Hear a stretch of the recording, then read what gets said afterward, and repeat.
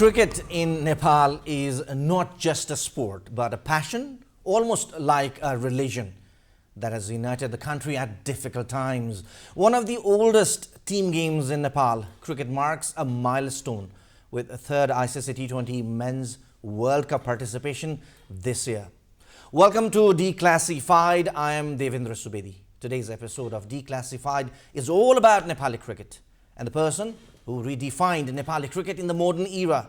Yes, cricket is one of the oldest sports in Nepal. But as a cricketing nation, Nepal emerged as one of the best teams in the associate world after 2010. In this episode of Declassified, we try to declassify Mr. Cricket, Paras Khadka, the man himself and the myth. We try to unravel the journey of the most iconic figure of Nepali cricket, his early days, his flamboyance on and off the field, and now his vision and plans as an administrator of Nepali cricket. Let's welcome the captain, Paras Khadka. Welcome to the show, Paras. Thank you. Whenever people call you Paras, the word captain automatically comes with you, and still it feels like Paras the captain.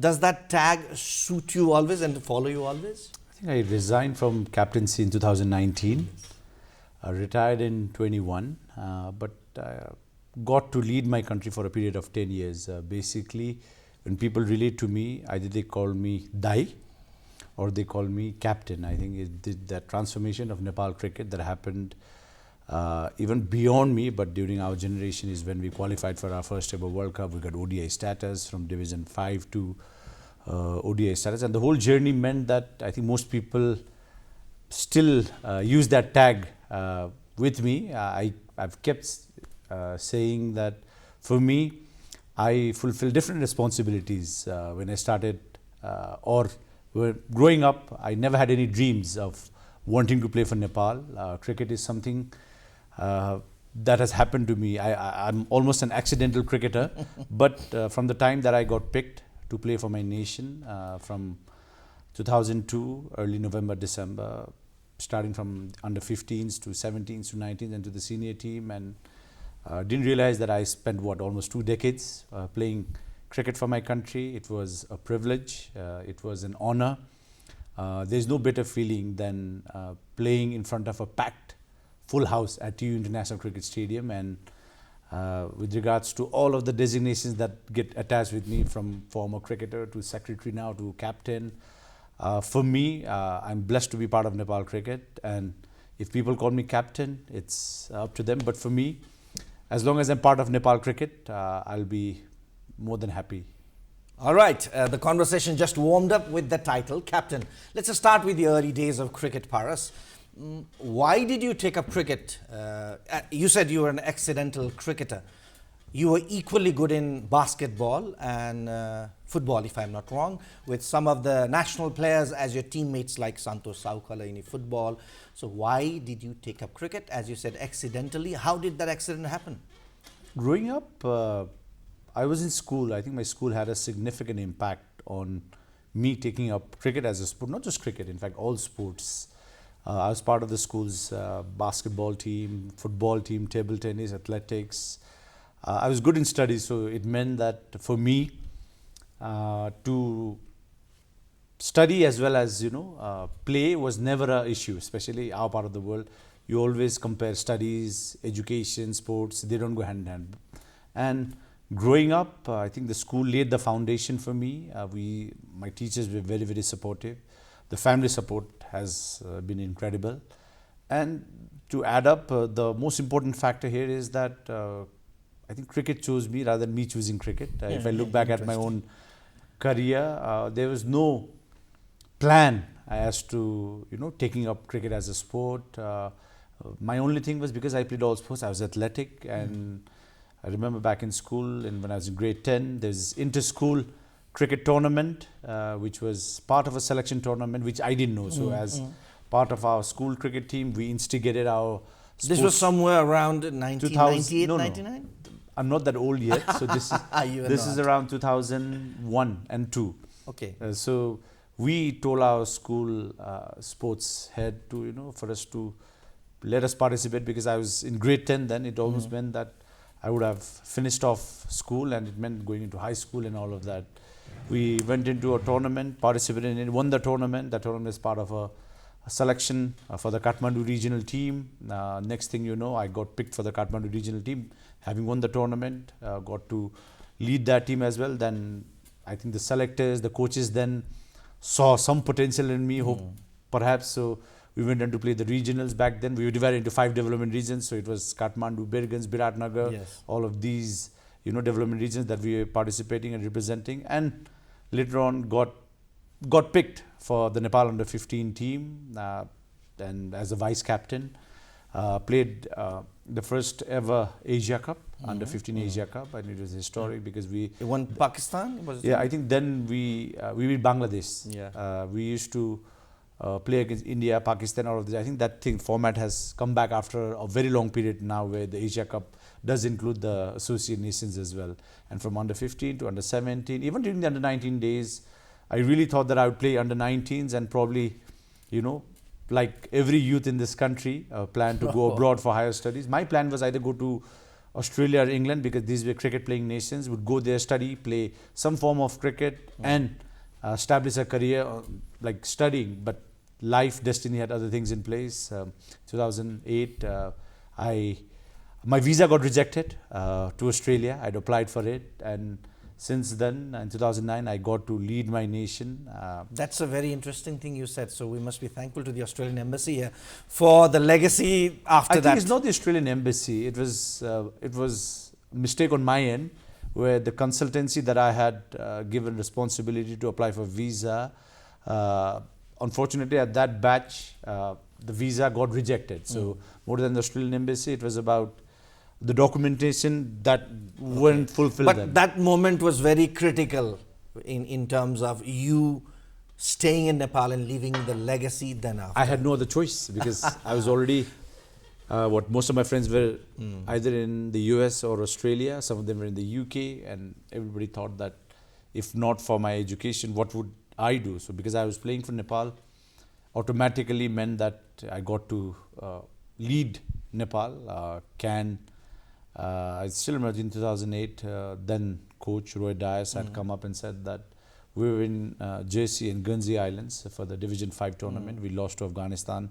That was the tournament when Mehboob Alam took 10 wickets? Yes, we lost to Afghanistan in the semis, and that's when the coach came and asked me, because I was the vice captain of the senior team, he said, would you like to lead the team? I said no. I said I want to go abroad. That was in 2008. Yes. Because you became captain. That was before applying for the Australian visa. So because I'd already made plans, but like I said, life, destiny had other things in store. Once the visa got rejected, I was still playing for Nepal, and then CAN gave me the responsibility. The selectors chose me as the cricket captain in 2009, and from then onwards, won our first ever championship in 2010. Sports person or athlete, is it inborn or something that can be developed? Is there something called natural talent? I think it takes, obviously, to be athletic, you'll have to have good genes, one, and also the environment that a kid grows up around. Once you grow up in an environment where, you have households. I remember growing up, we used to watch the Olympics, we used to watch Wimbledon, and you had these India-Pakistan matches. I was born in 87, so in 1992 when Pakistan won the World Cup, I must have been 5, but I still vividly remember that there was a cricket match at home where everybody was, cheering when Pakistan won its first ever World Cup. Probably that was the World Cup which Nepal, most of the Nepalese watched. Imran Khan lifting that glass trophy, the globe-like trophy. Even I remember that moment. That was pretty much widely covered, and we watched it. So that inspired you as well? Even I was 5, so I didn't know what the inspiration was then, but I vividly remember that there was a cricket match being played. Obviously, the digitalization of the country, where TV had just come in to this part of the world. It was accessible. Cable TV was part of our household, and it was, very early. I'm not that old, but when you talk about it, it almost feels like long time ago. So from that memory, then moving forward to growing up, like I mentioned, school played an important part, and it's just that cricket became important to me. Why? Because I was tall physically. It helped. Even one thing that must have really helped me was I was very competitive. I'm still very competitive at whatever that I do.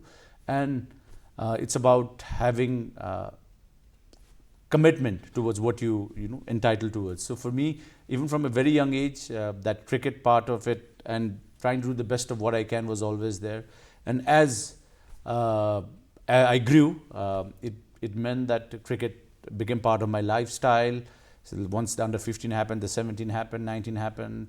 There were moments when you thought that you'd leave cricket and you know pursue some other things, but cricket just kept pulling me. And I look back at my career of almost 2 decades. It almost feels surreal. Why? Because I never thought I would go on to play for Nepal. Forget play like for a span of almost 2 decades, but it's been amazing. I've seen the whole transformation of how Nepal cricket's grown. I've seen how difficult it was for the generation before me. You know, the amount of hardships, the amount of struggle that they had to go through, and I saw that side. And then to see Nepal emerge as a young cricket nation, and to see and talk about Nepal cricket in 2026, where the world is talking about. I just can't want ask for any more. to take you back to earlier what you said. You, being the vice captain of the national team, was already applying for Australia. Yeah. And now the Nepali players who are abroad are coming back to play the NPL. So scenario has changed now, hasn't I it? mean, it's a full circle in its sense, but we're still growing as a cricket nation. There are a lot of things that we need to establish. One thing that is very important is we still don't have a strong base. There are a lot of eyeballs, a lot of people to support. CAN is putting in a lot of effort. People like myself, there are other people who've been part of Cricket Association Nepal, administrators, players, coaches, everybody, and of course now we have the government, the corporate sector, everybody coming in together to support this sport. Why? Because cricket has given us a national recognition. It has given us an international affiliation. Cricket is almost like a religion now, and for a Nepali, when we boast about Everest to Buddha to all of these things, now we can talk about our own cricket team as well as the Nepal Premier League. You talked about how your transition came from the under-15s to the 19 and the senior team. Did you have any formal coaching in your school days, in your early days? Back in 2000, I think it was 2000, 2001, the former national team head coach Arun Aryal sir had a small academy. It was called the Everest Cricket Academy at Ratopul. And during the winter vacation, I did spend around 30 days. So because I lived in Baneshwar, people won't believe this, but the house where we have right now in Baneshwar, Buddhanagar, used to have paddy fields all around us. So we used to travel from Baneshwar to Sankhamul, to Gaucharan, to all of these activities. And that is when there's a lot of cricket, because we watch cricket on TV, we try to emulate, we try to copy the bowling actions, try to like hit a straight drive like how Sachin used to hit it with his high elbow. And then after a while, when I joined that academy, I was in grade 8, I think, spent a month and a half. Maybe Arun sir saw a bit of me then, which later on when he was part of the selection and all of that, which he confesses now, saying that, you know, I saw you doing it. There was some spark that he saw when I was in grade 8 itself. But that is probably the only formal coaching that I got under him. After that, it all came down to natural ability. Not just me, I think every cricketer in our generation. But that time was like and that. And now maybe things have changed, but even until now, we still don't have a now structure parents to are produce. keeping private coaches. But I mean, it's inevitable. Why? Because things have changed now. Yes. There's a career in cricket, at least when you're part of the national team, and this way things have changed over the last 30 years almost now. Do you remember in those days one particular performance that you still remember in your early days in your school team that you might have played for, or the district club matches? Any particular one performance that you remember that you did really well and your name came like, okay, this is the future star coming up? I think Balota Cricket Club gave me my first break. It was my first, not my first cricket club, but at national level, probably the first club that gave me opportunity. I remember playing a match against Yeti Airlines. So Yeti Airlines then used to have all very the strong stalwarts. Assembled all players and strong. They had the best players from Nepal. They used to get paid. I mean, even if it was small stipends, they used to get paid. So playing for Balwata in Tudek Hill is when I think I bowled at Raju Khadka Dai, who was the Nepal team captain then. And he tried to hit me and I got him out. Okay. I'm sure that also made a bit of noise and presence. Yes, that there's this tall boy who's who's just got the captain of the national team out. So it was a club cricket match. Maybe those were small moments that I can think of in terms of club cricket, which possibly when you get the national captain out, that's where... And people did not know the future captain is taking him, making him out. You look back at time and you never realize how things move forward with. But as we are speaking and recollecting all the memories, that is one memory which I feel should have or could have made an impact for people in the cricket system to realize that there's this young fast bowler who got... Because when you play cricket, obviously you get somebody out, but getting the captain of the national team out, I'm sure made me feel that there's a young kid that has some potential. Wonderful conversation with Paras Khadka. We are just warming up. In the next part of the conversation, we talk about his professional career. Any other memories of the age group teams you still remember? Because I remember some of your innings and some of your performances in the under-19s as well. I think the under-19 is what shaped our cricket. The generation before me and our generation, we never had thought that we'd reached where we have today.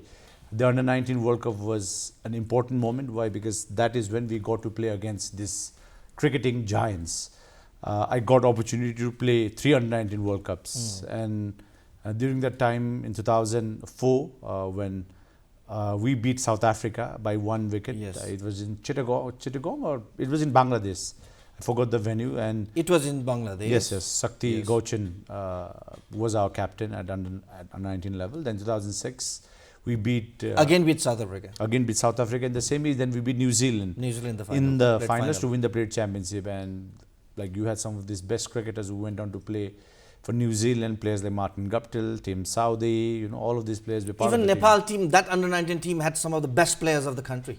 I think that batch, the whole transformation of Nepal cricket was that the under-19 team would basically go on to represent and become the senior team. And then from there, 2008, we beat Zimbabwe.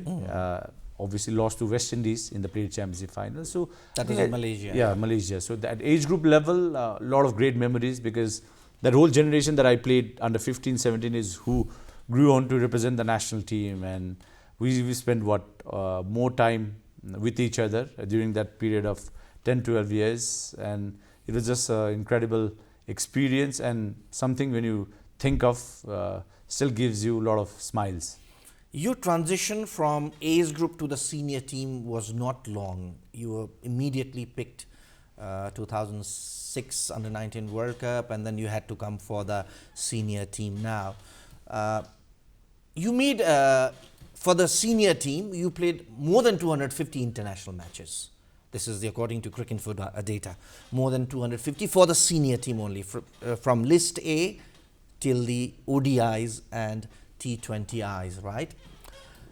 During those days, win or loss, Nepal winning or Nepal losing depended basically on your performance, especially with the bat. Now, was it the mentality? Was it the lack of talent, or why was it? It's all coming to Paras Khadka is there means we are winning. If Paras is not there, if Paras is not playing, we will lose. Even the public, I remember, used to leave the ground once Paras wicket is down. Why was that? I think people give me a lot more credit. The thing is, cricket is a team sport, and as an individual growing up, it was important that we align with team values, there are responsibilities given, and when you start performing, that's when the expectations start to grow. So for me as a batter, because I was leading the team and I was scoring runs, my batting became better. I started as a bowling all-rounder, but later on became more of a batting all-rounder.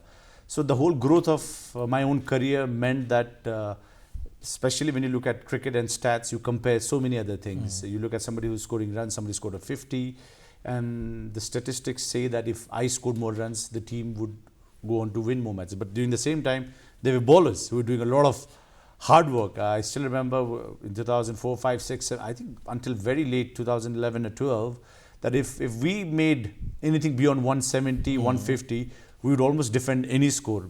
Scoring anything beyond 200 was almost impossible, because there were very few matches that people scored against us or we scored against. And cricket also then was different to what cricket is now. And when you look back at all of these things, for me as a senior player, which I went on to become, and as a leading run scorer, even from a young age, it almost meant that I felt the responsibility to lead the team. And because I scored the runs, there were other batters around me who fulfilled their responsibilities as well. And of course, the bowling and the fielding with our national team has always been a talking point, from under-19 World Cups to the senior team and even to the current team that we have. So it all comes down to people giving me all of this, good comments or good, the people say that, it was about you, but I think more than about me, it was about the team. And if I managed to score runs, and I hope and wish I was more consistent, which we tried to level best of what we could, but unfortunately, with our cricketing background of what we learned watching cricket on screen and trying to emulate that without any formal coaching, and then into formal coaching, the only formal coaching we got was at the national level itself, which meant that we learned at the highest level, but we learned the hard way, came across a lot of hurdles, but that whole spirit within the team meant that for me it was an honor to score as many runs, take as many wickets and take as many catches. And as long as I was doing that, and even if I got out on a 0 and if I didn't take a wicket and the team was winning, that was the most important part. So more than the crowd, recognizing, because our fans have always been very, very passionate. They've given so much love, so much of respect for all of us. But for me as an individual, the respect from the teammates, the respect from the coaching unit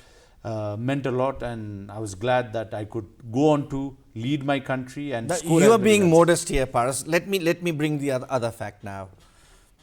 Nepali cricket changed from 2010 onwards, when we won the Division 5 here in Tribhuvan University, right? Yeah. From 2010 to 2026, in between, everything has happened in between this. And you were the person leading that, sometimes off the field as well, when ICC had suspended the Cricket Association of Nepal. So, from 2009, when you took over captaincy, 2010, we got into Division 4, and then continuously in 2014, we qualified for our first T20 World Cup. 2018, we got our ODI status, and again, back to back.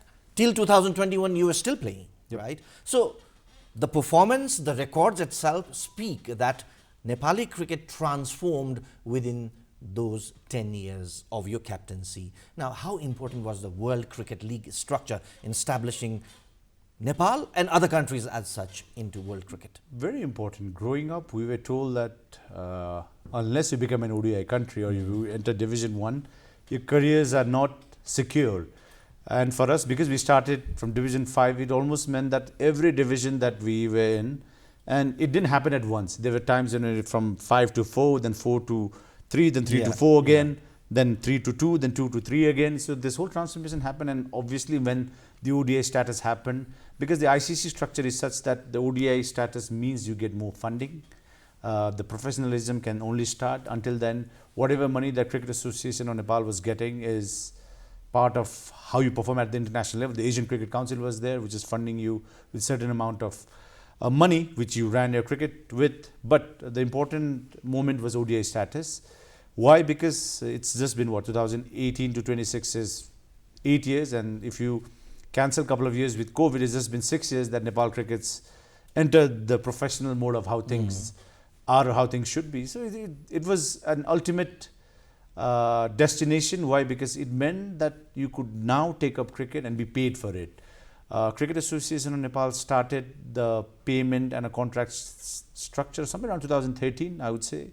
It started with, I think, 5,000 or 10,000 rupees, and by the time I retired, I think I was making 40,000 rupees as the central contract player in 2021. But now you look at the contract values of what the players are, has increased. But I still say that's still not enough if you want to make sure you attract a a lot more eyeballs. But ODI status obviously is an integral part of the growth of where Nepal cricket is heading towards. It's not been easy. Why? Because the way we have got to ODI status and the way we have retained has been...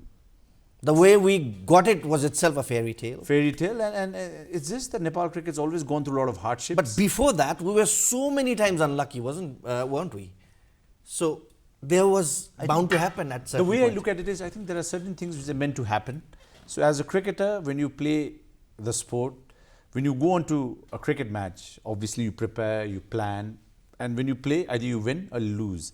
But the most important part is the preparation part of. So when you go into a cricket game with full preparation and you identify that you put in your best effort, there are days when your best effort might not yield the result that you're looking for.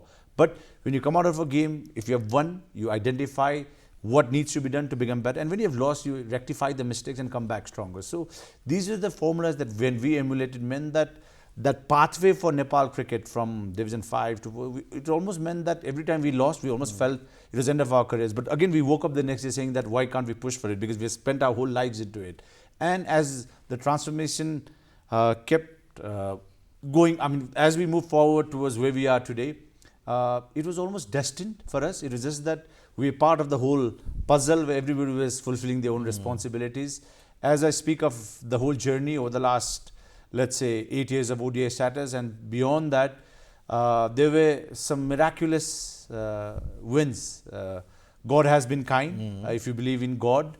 I think the team's hard work, dedication, the coaches that we have had, the one thing that Nepali cricket has been blessed with is we've been blessed with great coaches. From Roy Luke Dias to Stuart Law until now, we've had this great bunch of coaches, and even without a structure within our cricketing base, with the coaching input and the hard work of the players and the dedication meant that the results kept coming in. But if we are to grow as a cricket nation from now onwards, we just can't rely on our destiny. We will definitely listen to your plan on the last part of our program. I'm coming back to your individual career again. Batting average of 35. You are an all-rounder who played in the middle order. Batting average of 35, right? Bowling average of 27, but only 10 innings. Are you happy with how you ended your ODI career? Like, was Paras Khadka just for 10 ODIs?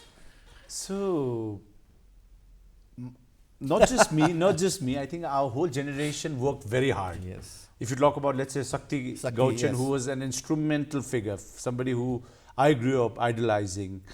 So he played the first ODI and had to retire, right? Basant Regmi, Sarad Vesokar, or Gyanendra Malla, all of these. So our generation meant that we worked towards something where we somehow managed to reach to a destination which was ODI status. Now, when the ODI status came in 2018, from 18 until 21 is when I had to retire in 21, meant that when COVID happened in 20, we lost. This is an interesting, I had to retire or I retired? No, it was a decision that I made. Yes. Because I had reached a point where our whole generation, obviously, when you go through the archive, there were times when we went against our cricket board, we went against the cricket system. We allegedly made claims that the Cricket Association of Nepal was not functioning the way it should. I've had conversations with people in the board right now saying that when we put up a voice then against the cricket board, all cricket board had to do was make us sit down and show us the board of what the fundings were and how they're functioning, because it's not easy, even with ODI status and the budget that we have right now, to function the whole cricket's ecosystem is not easy, because what we're doing is we're using the same money to whatever we generate to run our cricket system. But that whole pathway of my career meant that when I retired in 21, it reached to a point where I did not feel like picking up a cricket bat. And for me, with whatever work that I do, I want to give in my 100%. You also made statements later stating that if Monty was the coach, probably I'd be still playing. So that somehow meant that your retirement was not all by yourself or all by feelings only. So what my own calculation... External factors also played there? My calculation was that we're playing this ODI cycle with 36 ODIs. I had played first 4 ODIs, then COVID happened. Yes. And we had 32 ODIs remaining. So then I thought of the fact that now, because I've almost played 19 years, when I looked at the team as well, all of the seniors were gone. Like it was me, Sharad was still playing, Gyanendra was playing. Binod Bhandari came in later, but he was in and out of the team. I almost felt like, so if I play with the cricket team right now, probably I was mentally at the peak of my career, where you knew how to construct runs, how to manage, the team and all of that. But also meant that for the 10 years that I was captaining the team, almost everything that I had to say to the national team or to the young people, to the youngsters like Rohit, Dipendra, Sompal, Karan, all of these guys that grew up, Sandeep, all the guys who came in later, I felt that as a senior player and a guardian, there's nothing left for me to say in the dressing room for me to inspire them. Then I thought to myself that if I retire now, what next? Is that I only retired from playing the sport. I didn't retire from Nepal cricket. I keep saying this fact. And then even on a personal level, it meant that I'd lost the hunger to pick up that cricket bat or play cricket anymore. And once that feeling came in, and then I realized that, okay, if I had to now say that I'm done with the sport, it meant that I would end up my career. But I would also have to plan it in a way where if I had to, let's say, help or contribute towards Nepal cricket in a different way, it would mean that I have to come into Cricket Association Nepal. The constitution of Cricket Association Nepal meant that I would have had to retire 2 years in advance. So if I had to come in 2023, then I had to retire in 21, qualify during the 2023 tenure, and then run for elections. So that was more of a political decision from your side at that point of time. Can I say that? I think it wasn't political.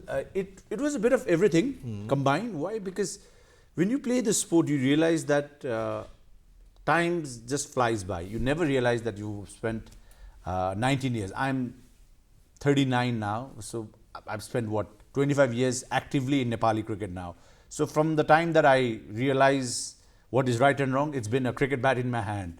And in 21, when I decided to call it quits, it meant that the desire in me had ended. But the desire in me only ended as a cricketer then. The desire in me is to see and help and fulfill like everyone's dream in our generation, or everybody in Nepal cricket right now, to see Nepal become a full member country or test playing nation. Then I realized that when I calculated the odds of what next, if I was still playing, I'd have scored more runs, taken more wickets, but that wouldn't satisfy me, because our generation saw this whole growth of the struggles, the hardships, and winning beyond imagination. Nobody thought. From you drawing 45,000 or 40,000 as a grade A cricketer to the grade A cricketers drawing in 6 figures now, transformation has happened, and your journey, your decision has turned right. So I think it's still early days. It's just 2 years of me coming into cricket administration. There's a lot more to be done. Again, we'll come back to that later. Again, I'll take you to your professional career, Paras. Do you remember how many T20Is you played? 33. I like when you mentioned the stats of 200 plus matches. I really haven't. I never looked at stats. Maybe if somebody tells me, like I know I've scored 500s for Nepal, but I wouldn't know how many 50s I've scored. I remember pivotal moments when we qualified for the World Cup, when we got ODI status. I can tell you what happened during a cricket match during that 19 years that I played. But I never really looked into stats. Stats are important. You never played for stats. That's very clear, because the way you played also, we saw it in our reporting days. You played 33 T20Is for Nepal. Given your game, your style of playing, your aggression, do you think you are more suited for T20Is than the longer version, or the shorter version more suited I think as a our player? generation grew up, like I debuted in a 3-day game with red ball and white clothing, and I retired, let's say, with a T20 game. I think my last game was against Thailand, which got drained out. It almost meant that for me, it was about playing the sport. The format actually doesn't matter when you love the game. I think with cricketers, if you really talk to cricketers who played the sport, the format and the younger generation now might probably think of the fact that the T20 format is the most popular format. More kids, more people follow the game because of this format. In fact, your last competitive format was T10. That was just anyway, you were there as well, involved. Yes. Maybe not as a competitive player out there after retirement, just as an ambassador of Nepali cricket. Also, you were there. Captaincy now, Paras. You were definitely one of the best captains the country has seen, the associate world has seen, and even in world cricket, you are compared as one of the best captains cricket has seen.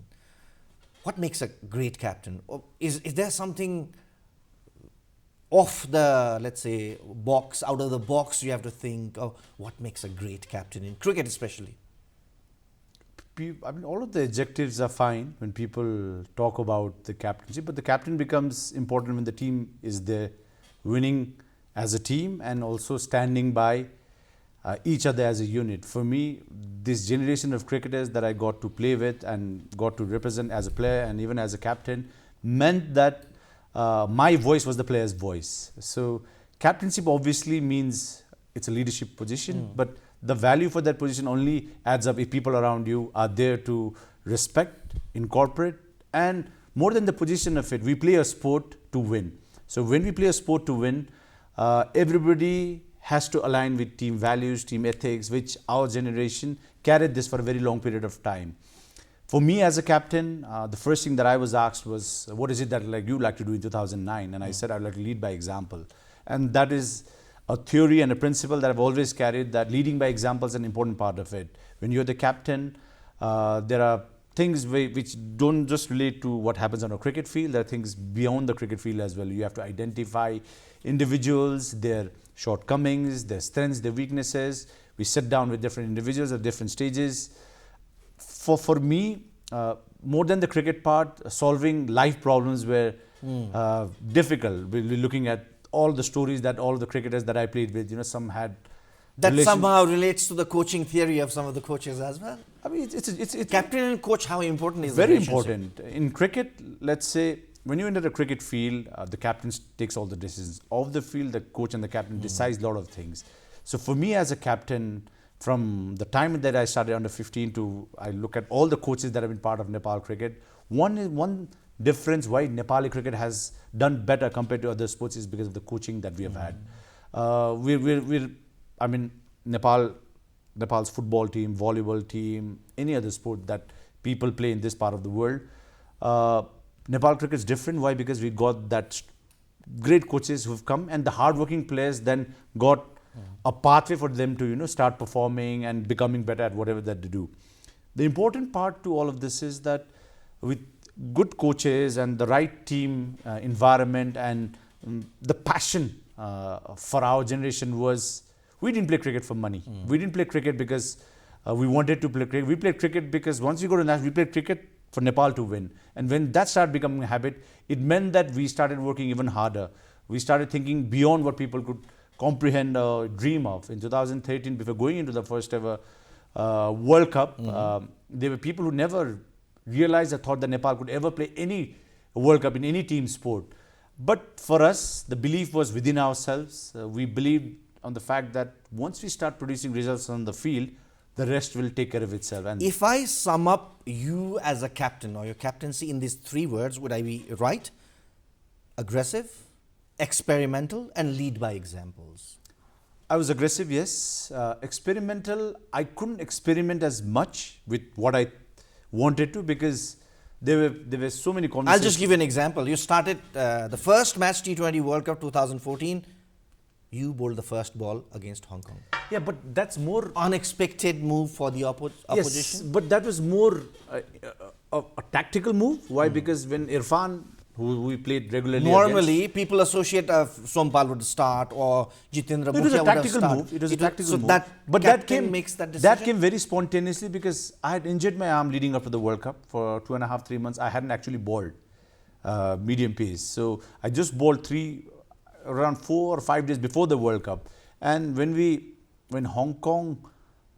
batted, we scored 141 or something in the first game. And as we came into the dressing room, I went to Pubudu Dasanayake and told him that I want to bowl the first over. I just felt that, Irfan's there. He hits medium pace very well. Round the wicket, I would put and I said, if we cramp him up and, put the pressure on him, his wicket becomes an important, because even I remember in the 2013 World Cup qualifiers when Nepal was playing Hong Kong and whoever won, would have qualified for the World Cup, Irfan's wicket was an important part of it. So I just thought that because of the conditions and just to give the opponent a surprise factor meant that I told the coach that I want So to that bowl. does make it experimental. I mean, Tactical move, which tactical, was experimental, and Anyway, God's been kind. So you'd say I would be right, if I sum up your captaincy in those 3 words. I mean, Okay. I'll take all the. Okay. accolades. Thank you, Faraz, for taking that. Any regrets in these years of playing cricket, captaining the country, your professional career-wise? Any regrets on and off the field? Any decisions? More than regrets, we couldn't play back-to-back World Cups. We couldn't. We still haven't played a 50-over World Cup yet. It's more than a personal regret. It's a team composition that maybe with better structuring around us, we could have done better. Because if you look at talent, even the generation that played before me, which when I came into the scene for the first time as a 15-year-old, some of these cricketers that played the game were phenomenally talented. And because I compare talent then to now, it almost meant that talent was pretty similar. It's just the structuring of the talent is different compared to what it was 20 years ago. Regrets meaning obviously the losses. Every time we lost, it felt, obviously you don't like to lose. But I've never carried this burden of having regrets over things. Why? Because when we played cricket, because this is what we knew. We put in every effort that we could. And with limited resources, maybe this was the best of what we could have achieved with our limited resources. So that is why the regret would be not qualifying for world events, not playing more World Cups. But now we get to see the national team living that dream. We've qualified back-to-back World Cups from 24 to 26. And the important factor here is that now that we've played our 3rd World Cup, our vision is probably, now people might even start to talk about to win the World Cup. And I know it's a strong statement to have, but because having played the 3rd World Cup means the next goal should definitely be winning a World Cup. It'll take 15, 20 years. I'm not denying the fact that we'll win a World Cup in the next 5, 7, 8, 10 years. But if you have dreams, if you have plans, if you have structures around how you want to function, and with the T20 format where the playing field is pretty much even, which means that Nepal, because it's a cricket mad nation now, and we have young kids, parents bringing kids into academies, wanting their kids, their sons and daughters to play professional sport, professional cricket, means that for me, more than the regrets is what the future holds. And as of now, very excited. Why? Because all of the things that I wanted or we wanted as cricket players is happening right now. Paras Khadka and the conversation, the man, the myth of Nepali cricket itself. We are almost reaching at the interesting part of this conversation.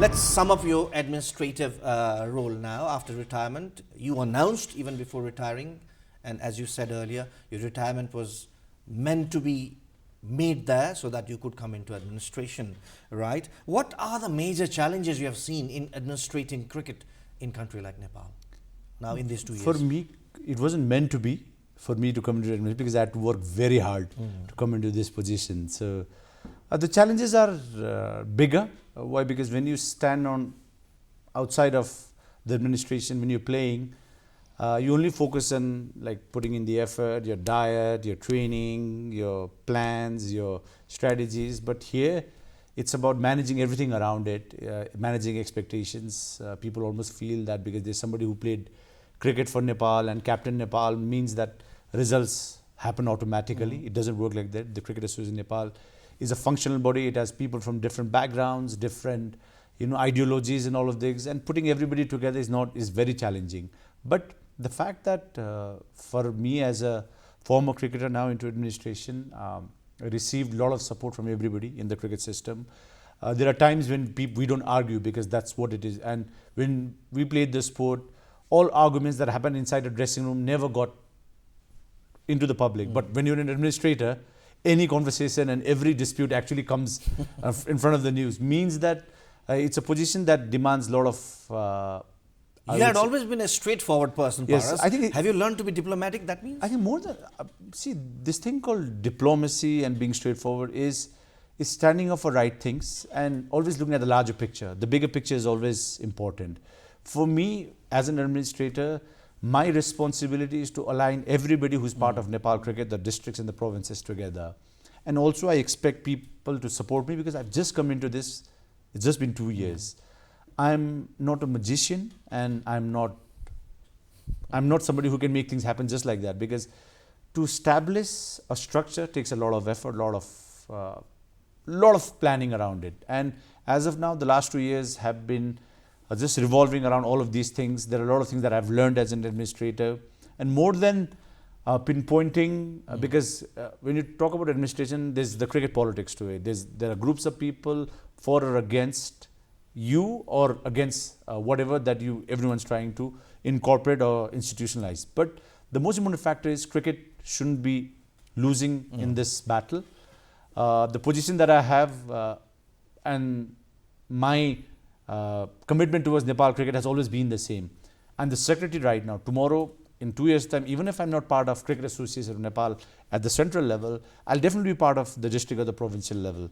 I never played cricket wanting to become a cricket captain, but having played the sport from under 15 to 17, when I kept doing well, it meant that there was a time when CAN recognized that they gave me the opportunity to lead the team, and I got to lead my nation. So for now also, I've got this opportunity, I've got this belief from people in the cricket administration that, okay, there's somebody who's played cricket, who's part of the administration, and now all I need is a bit of more time, a bit of more dynamism within our own cricket system and structure.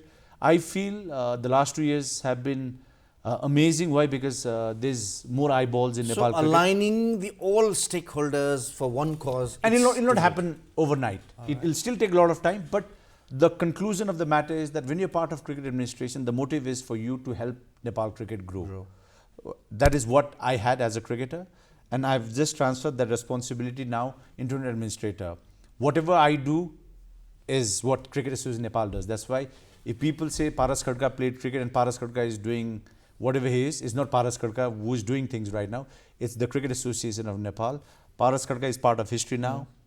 Cricket Association Nepal is who I work for, and I've got this opportunity once again to create another pathway or another platform or another opportunity to create better opportunities for young cricketers. Having gone through that whole journey of what a cricket player goes through from absolutely nothing to where Nepal cricket is today, feel humbled. And there's this inner obligation within me that I hope I can live up to people's expectations. Administrator job is not easy, but like I said, I'm learning, and I hope we can grow as a cricketing nation. Now, definitely being a permanent ICC member, or the tester status, that's what we say, that's the next step. You have always been saying that. What reforms, if we need to do to achieve that?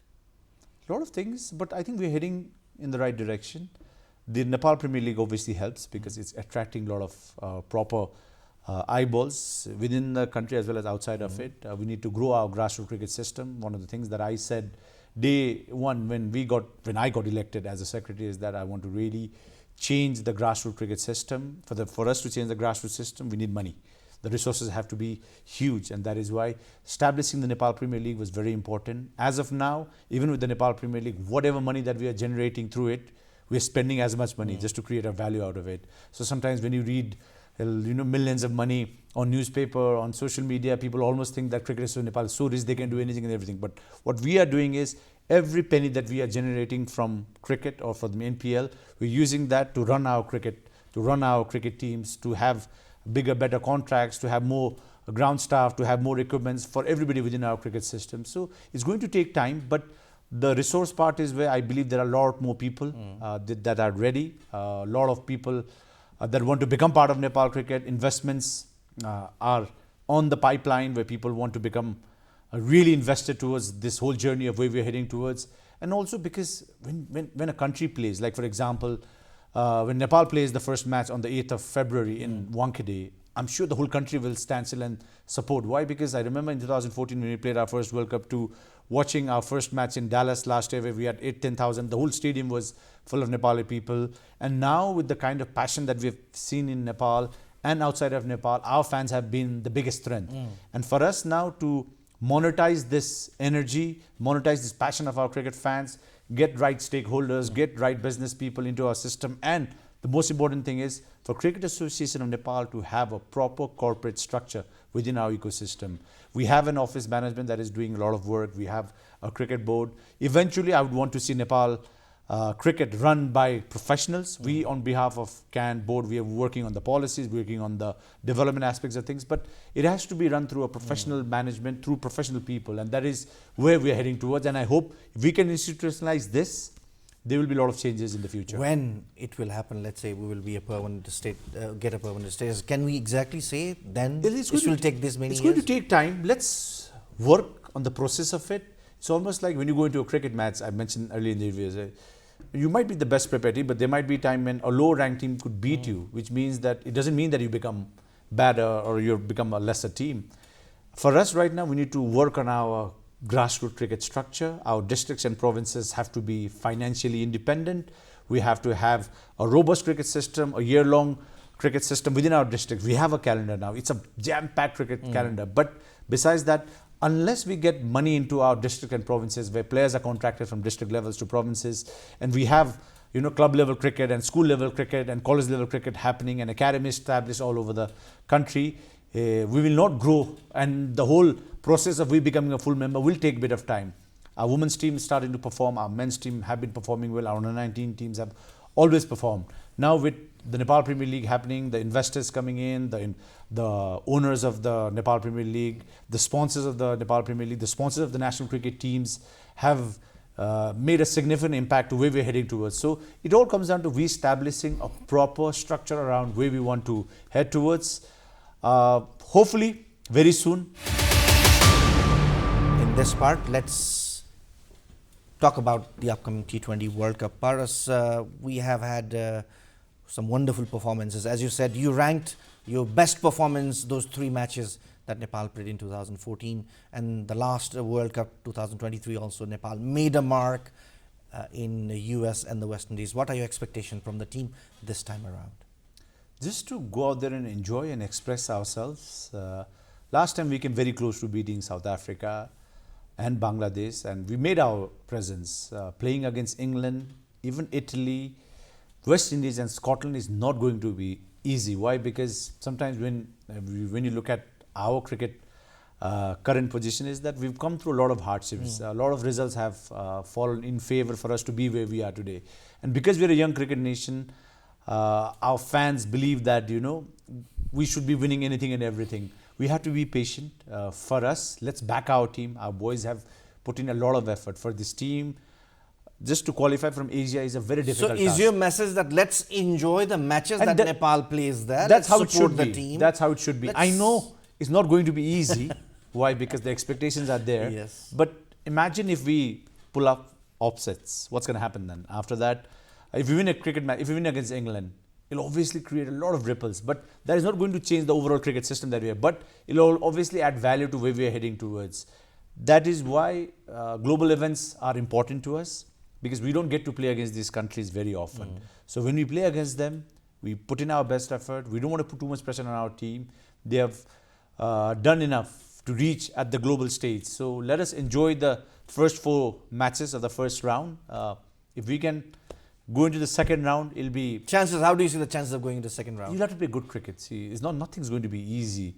The whole challenge is managing expectations. The boys have prepared, planned. We have a great coach in Stuart Law, the management. On behalf of CAN, we're put in everything that we can to make sure our players are aligned to perform at the best of what they can. And right now, not just right now, let us just enjoy this whole journey of where Nepal cricket is currently. We need to work a lot on how we are functioning, but World Cups don't happen often. We are almost entering 30 years from 96 to 2026 since we started playing international cricket. This is our 3rd World Cup.